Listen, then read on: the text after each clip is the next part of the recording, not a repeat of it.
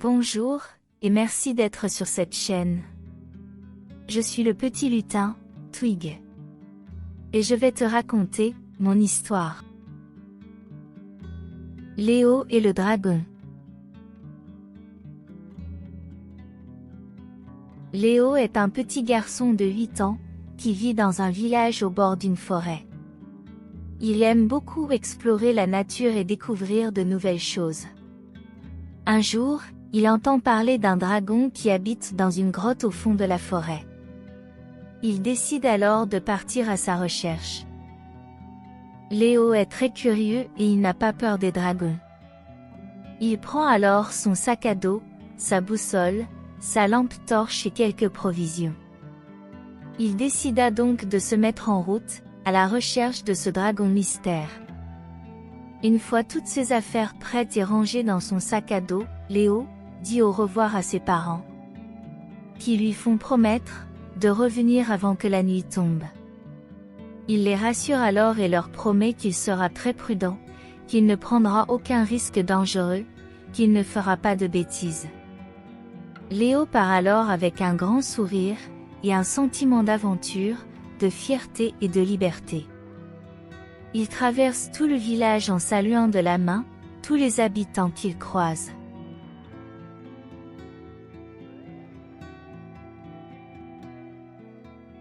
Léo arrive alors à l'orée de la forêt et s'enfonce au milieu d'arbres majestueux.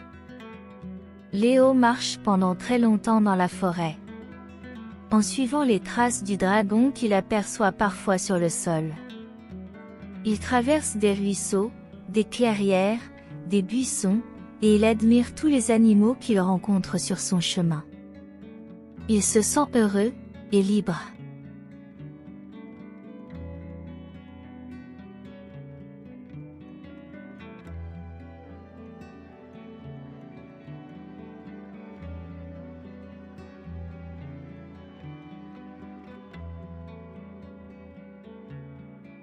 Mais bientôt, au sommet de la montagne, il arrive devant une grande grotte sombre et effrayante. Il hésite un instant, puis il se dit qu'il ne peut pas renoncer maintenant. Il allume sa lampe torche et il entre dans la grotte.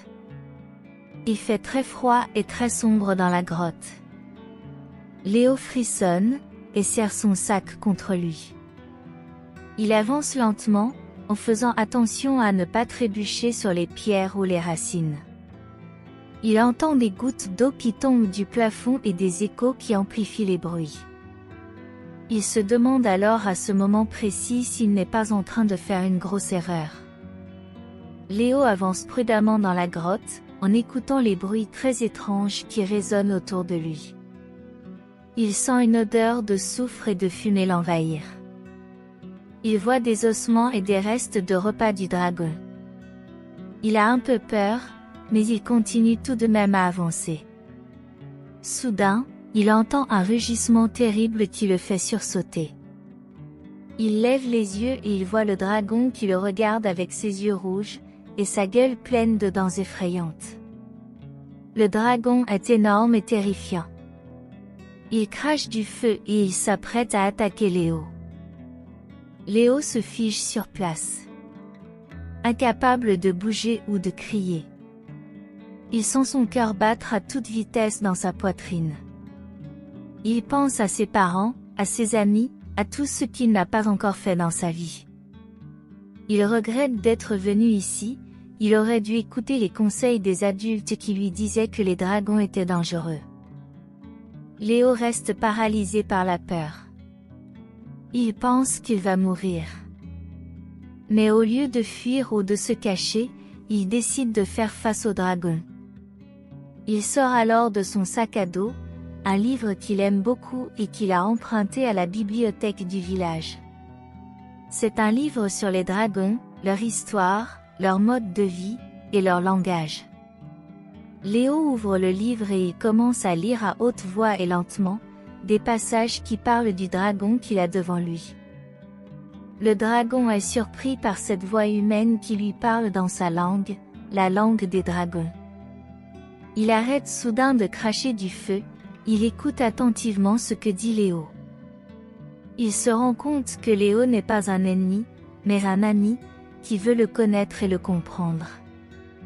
Le dragon se calme alors et se rapproche de Léo. Il continue à l'écouter avec une grande attention pendant un long moment. Au bout d'un instant, le dragon apaisé, fait un signe à Léo avec sa tête pour que Léo monte sur son dos. Léo, un peu surpris, accepta avec joie et grimpa sur le dos du dragon. Il s'installa confortablement pour ne pas tomber. Le dragon sortit alors de la grotte, et en prenant un peu d'élan, s'envola avec Léo près des nuages dans le ciel. Depuis ce jour, le dragon et Léo sont devenus les meilleurs amis du monde. Ils passèrent beaucoup de temps ensemble à explorer la grotte et à apprendre les uns des autres. Léo a appris beaucoup de choses sur les dragons et leur mode de vie. Et le dragon a appris beaucoup de choses sur les êtres humains et leur culture.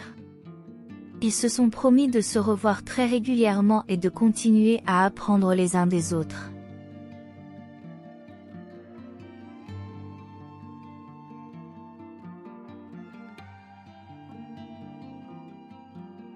Merci beaucoup pour avoir écouté mon histoire. À très vite. Si tu as aimé mon histoire, n'hésite pas à mettre un petit pouce en l'air au bas de la vidéo et de t'abonner à la chaîne, afin de m'encourager pour de nouvelles histoires.